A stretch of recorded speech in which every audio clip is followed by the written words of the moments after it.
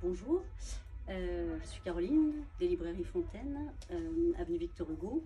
Je serais ravie de vous accueillir samedi pour la fête des librairies indépendantes.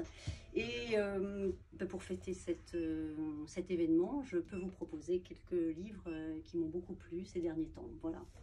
On peut commencer par faire un petit rappel très utile. Le dernier Anne Pauly qui vient de recevoir le prix du livre inter. Il s'agit pas vraiment d'un roman, en fait, c'est plus un récit, puisque l'auteur est présente dans le texte, clairement. Elle enterre son père et elle va nous dévoiler la vie de cet homme qui n'est pas forcément aimable, mais elle a aimé, voilà, un peu à contre-courant de son frère ou de sa mère.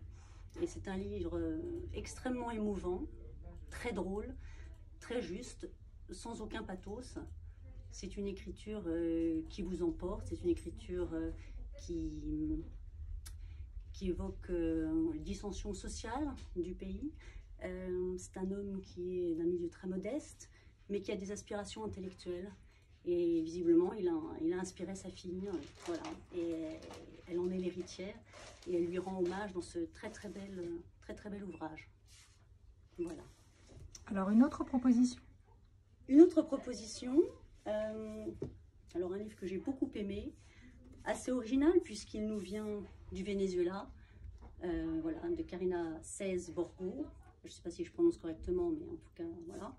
La fille de l'espagnol. Donc, comme je vous l'ai dit, on a assez peu de romans espagnols, de langue espagnole du Venezuela, et celui-ci est remarquable. C'est un livre extrêmement contemporain, on est plongé dans le Caracas d'aujourd'hui. Là aussi, c'est l'histoire d'une fille, mais cette fois, elle enterre sa mère, et non pas son père. On sent évidemment qu'elle a une relation très forte avec cette mère qui a travaillé toute sa vie à lui offrir, dans la difficulté, une vie qu'elle espérait meilleure que la sienne. Et cette fille, donc, au soir de la mort de sa mère, l'enterre, et elle a une crainte, elle est dans la ville, elle est dans Caracas, et elle craint que le cercueil de sa mère soit pillé, parce que Caracas est livré à la rapine, à la désorganisation, à l'anarchie. Et c'est cette ville qui nous est montrée, et les sentiments de cette jeune femme, Adélaïde. Ce qui est très fort, évidemment, c'est l'écriture dans ce livre. C'est une réalité qui nous est peu connue aussi.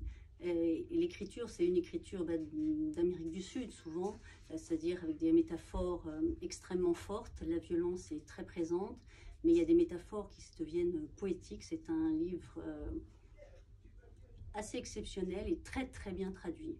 Voilà. Donc, je ne saurais trop vous recommander découvrir une réalité qui ne nous est pas toujours montrée, celle de Caracas aujourd'hui, voilà, à travers les yeux d'une narratrice exceptionnelle et sensible. Voilà.